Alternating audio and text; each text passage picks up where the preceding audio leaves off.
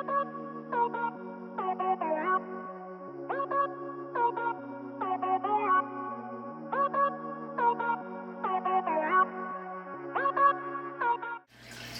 going on, guys? This is Joey. I'm coming at you another video today. So today I'm going to show you guys some of my new fish that are pretty much done with quarantine. And I kind of want to show you guys a couple of those guys, and then also give you guys an update on the plecos and what they're doing so far. Also, just FYI, next week I probably won't make a video. I'm going to be out of town for the weekend, so I probably won't have time to make a video. So I'll try to make something midweek or something like that and upload it, during the weekend schedule or something like that. I'll see if I have time. Most likely I won't have any time. This will just be a busy week for me next week since I'm gonna be out of town.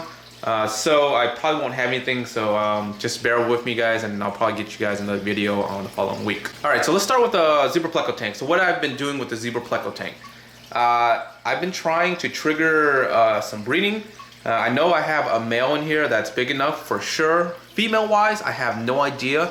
Two of them I think are female that look like they're pretty big. That can probably potentially start breeding, but I have no idea in terms of the ratio. All I know is for sure I have a male because I bought that one specifically as a male, and looking at it, it definitely looks like a male. So some of the things that I've been trying to do, in terms of what I've read and what I've been doing research on, is large water change. Normally they suggest RO water. But these guys, I've been acclimating to tap water, so I didn't do RO water, but I did large water changes, but I used cold water to refill it. And then, the heater in the tank will slowly bring the temperatures back up. So this is to simulate kind of the rainy season or rain. That's what helps trigger spawning for zebra plecos. I've been doing that for the past 3 weeks or so, doing pretty big water changes, like 50% maybe twice a week. And letting the temperatures ramp back up. The other thing that I've been doing too, which is kind of funny, but to simulate rain or rainy season. So I have this mode here where I just put it in lightning mode here and kind of simulate the lightning effect, I guess, and then leave this on for a couple hours and then go back to the normal mode. I mean, I'm just trying tricks, I guess, to simulate rainy season. Yeah, hopefully, some of these techniques work. Maybe they could be working if I actually had a female, or maybe not. I have no idea, but that's what I'm trying with this tank so far, so we'll see what happens. All right, you probably can see some of the new guys here. I got some more celestial pearl danios. I actually got, I think 4 dozen of them, and it doesn't look like much because they're all hiding in the back here. I'm gonna try to feed them to bring them out for you guys. But I did have maybe like a dozen or so in my 60p.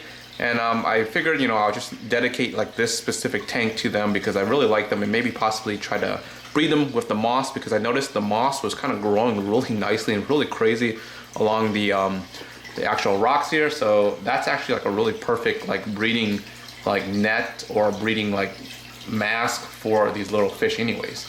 I'm gonna go ahead and try to feed these guys, let them see if they can actually come out for you guys to see. But I'm really excited to see these guys because these are one of my favorite nano fishes in the hobby is these celestial pearl danios. Especially their colors. Their colors are just gorgeous and amazing when they come out. So let's see who comes out here. Also got a couple SAEs in here to try to clean up with some of the blackbeard algae.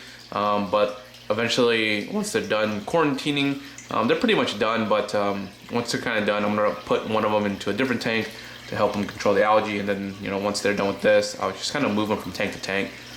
But yeah, there's a lot of them back there that just all hidden, like especially when I feed flakes or whatever, they just come out en masse. Yeah, you see how they're starting to come out now because they're smelling food. It looks like I have a pretty good ratio here. A lot of females actually in terms of the colors. The males are a little bit more brighter in terms of the oranges there. The females are a little bit duller. But the ratio looks like there's a lot more females. That's what I'm seeing here. All right, so today when I was doing my water change, I noticed something pretty interesting. So I have, only like 3 caves in here. So one of them right here is occupied by this male. There's no other albino bristle nose that he can breed with. But as you can see here, he's been fanning this, cave, prepping this cave for like, weeks and weeks and weeks, hoping for a female to come in here, but there's no female for him. But what's interesting is the cave next to it is my 397 pleco. So I bought 2 males, like, you know, pretty big males, that I thought they were males. That's what I'm thinking right now. I'm not sure. And I noticed that, you know, this male here has been like fanning this cave and just kind of just been blocking this cave. If you watch this clip, you know, just for a little bit, you'll notice him just kind of like running in and out, fanning and just trying to do whatever he does. It seems like, you know, there's somebody in there. So what I did was I went and grabbed my phone here, flashlight, and I don't know if you can see, but right now he's kind of blocking it still. But the other pleco, which I thought was a male, is also in there, and he's trapped in there. So is it really 2 males, or is one of them a female and the other one is a male? So I'm not really sure, because normally these plecos, they kind of like fight each other for the cave. His reaction or his movement and behavior doesn't look like he's trying to push him out. It just looks like he's blocking the cave. So maybe we got some breeding action going on. Maybe I'll, you know, give it a couple more days and we'll see what happens. But, you know, I thought it was pretty interesting, so I wanted to share that with you guys. You know, maybe I have a pair that I just bought, which is pretty awesome. Alrighty, so I'm not sure how well you're going to be able to see this, but as you can see, there's a zebra pleco here, and there's a zebra pleco in this cave as well. So they've been in quarantine. These were probably my newer fish out of the bunch that I'm going to show you guys. And the quarantine phase for them is also pretty much done. They've been going through quarantine for about 2 weeks now in terms of the meds that I gave them. It looks like they're doing fine. They're eating flakes already and whatnot. So I think these guys are going to be just a-okay. But in this tank, I'm separating them specifically to do an experiment in terms of breeding, because I actually bought, these are wild caught, but I bought a male and a female to see if they would spawn. These are a little bit bigger than what the other zebras I had in the other tank. The male in here is slightly smaller than the male that I have over here. So we'll see what happens if they do breed or whatnot. I don't have a heater in this tank currently, so it's just doing, you know, temperature from the house. So maybe I need to get a heater for this tank if I'm gonna try to breed, to kick it up a little bit to the 80s. Because right now, definitely this is probably like 75, 76-ish, and I don't think that's gonna be breeding temperatures for them. But I was just trying to get them through the quarantine phase first, and you know, everything looks fine now, so I should just pop in a heater in here and then give that an experiment, or give this breeding project the go ahead. All right guys, so we're outside in the garage. Everything's running full blast, so it's kind of loud. Hopefully you guys can hear me. But we'll start off with the 10-gallon tank here. I do have some new Starlight Bristol nose plecos here. As you can see, there's 2 of them right there just chilling. These are bigger size. I guess they're 2.5 inch to 3 inches. And there's a couple more over here. So far what I'm seeing is like there's definitely a male, that one right there in the middle. This one possibly a male, I can't really tell. That one looks like a female. There's more females in here than males. That's for sure. I think I have like at least 2 males and then 4 females in here or something like that. The ratio, I don't know, whatever the ratio is. I saw, you know, these guys for a really good deal. Bigger, much bigger than what I currently have in terms of like the juveniles that I have in my 50-gallon over here.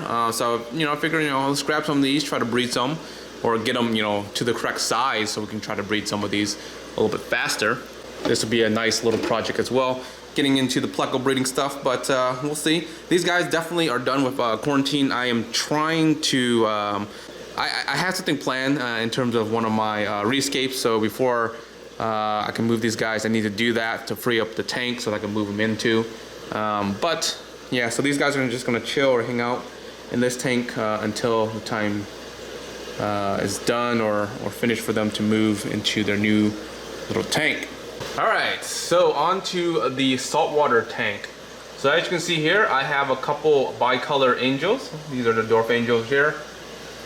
And then I do also have a purple tang, a smaller purple tang, but you know, that one was really cheap. I got it for only, I think, 100 bucks. It's fairly cheap compared to, you know, what you'll be paying, you know, somewhere else. But it looks like, you know, they're running around here doing fairly nice. These guys are fairly new as well. Still going through the treatments and whatnot here to make sure that they're healthy before going into the big rack system, making sure they're eating, you know, fairly well right now.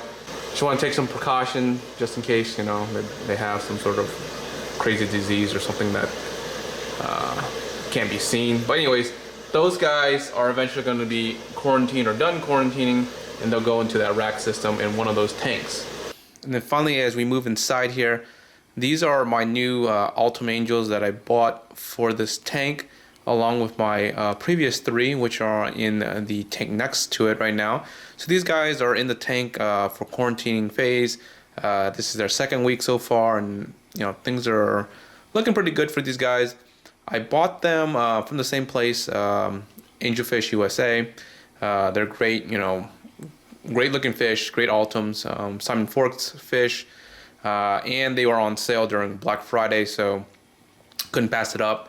And especially, you know, I was already considering putting more angels in here anyways, plus that's the reason why I rescaped the tank, was to fit more of them in here and then giving them more room to swim. So my original Altums, when I bought from them, I think I got them about the same size. Actually, some of these look a little bit bigger than what I got them before. I would say most of them were maybe that guy's size, the smaller one. They're spooky right now, but they're still spooky actually. These guys are known to do that. They're still shy, but toss some flakes in there so they can eat. They'll get to the food pretty fast here. My initial 6 Altums I first started with was probably about, man, these guys are all bigger than what I initially got them to, but I would say like about that size or smaller, I would say, which, you know, and I think I paid, you know, about $40 more on top for each one the first time I got them. Overall, great looking fish, great fish. I can't complain for that, you know, and the price, you couldn't beat the price. I'll show you guys right there in terms of the size comparison, in terms of what I got. Like, I actually got some really big size Altums for a cheaper price this time around. You know, I've had the guys on the left over there for probably close to a year, and you know, they've grown like really nice, and they still have a lot more to grow. But you know, as you can see, like this new batch here, it's pretty big too, you know, pretty good size. So I'm super excited for this Altum angelfish tank. Hopefully everything grows in nicely, the plants and whatnot, you know. The plants up front here, they've been growing in really well. I've actually had to sell like a bunch of them just to kind of trim back a little bit. But this spot here, eventually I'll either cut one of these or put the other one that I have on the other tank in that spot there. Now that'll fill that gap. And eventually, as I propagate more of these guys, I'll probably fill the front with those, just so that I can kind of get some more of those growing, because I've been trying to grow those fast. They've been growing under low tech for a while, and these are the first time I'm trying CO2 with them, so we'll see what happens with these guys. More of an experiment. If they do well, I'll grab the other ones and put them in here. Alright guys, I hope you guys enjoyed this week's update.